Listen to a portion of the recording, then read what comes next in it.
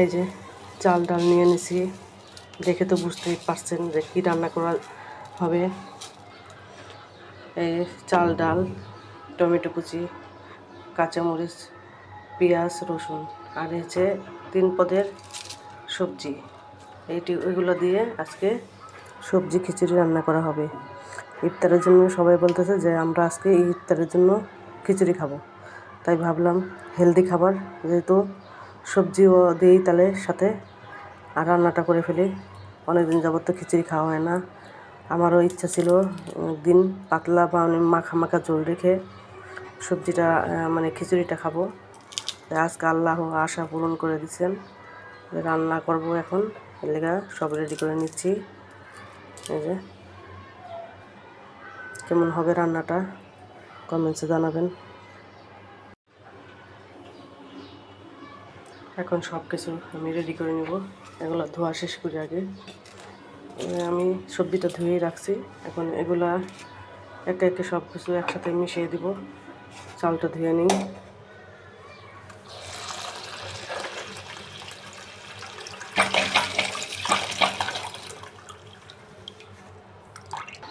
চালটা ভালোভাবে ধুয়ে দিয়ে দিলাম। এখন এই সবজিগুলো দিয়ে দেবো। আজকে আমি পরে বাগার দিব। এখন সব কিছু উপকরণ দিয়ে দিব, তারপরে আমি লাস্টে তেলে দিব। টমেটো, আমি টমেটো একটু বেশি দিছি। তারপর কাঁচামরিচ, টমেটো একসাথে দিয়ে দিব। আবার এলাচ, শুকনো উপকরণগুলো দিয়ে দিব। আমি পরিমাণ মতো সব কিছু দিচ্ছি। হলুদ গুঁড়া, এই যে দেখেন অল্প হাফ চামচ মরিচ গুঁড়া, 1 চামচ ধনিয়া গুঁড়া, আর একটু দিলাম। এখন দেবো আদা রসুন বাটা, জিরা বাটা। এখন হাতে মাখাইয়ে দিব, বসাই দিব। সামান্য তেল দিব, তারপরে হাতে মাখাইয়া বসাই দিব। তারপরে আবার তেলে দিব শুকনো মরিচ আর রসুন দিয়ে।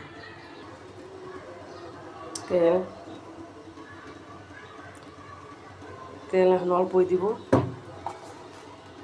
আর দিব লবণ। তাহলে হাতে মাখাই নিব। ভালোভাবে হাতে মাখাই নিই।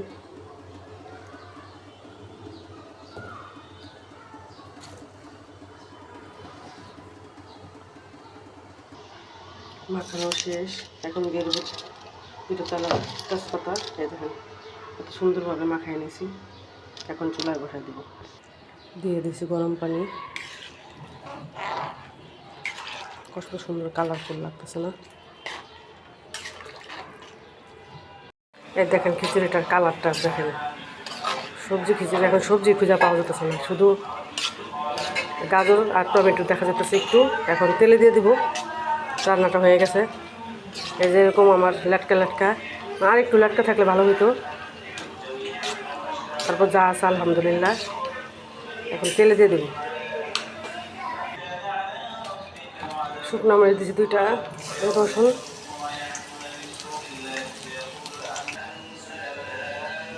পেঁয়াজ বেরেস্তাটা হয়ে গেছে। খিচুড়িটা ধন্যবাদ দিয়ে দিচ্ছি। এখন দিয়ে দেবো। এভাবে খেয়ে দেখবেন অনেক টেস্ট লাগে। এরপরে বাগার দিয়ে খাইলে। এখন আমি একটু চুলাই দিয়ে দেবো। আবার মিশাই দেবো এগুলা দিয়া।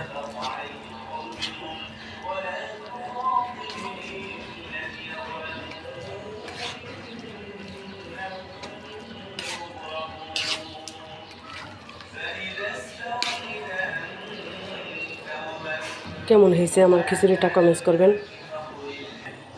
গোস্ত আছে একটু, গোস্ত দেওয়া খাওয়া যাবে।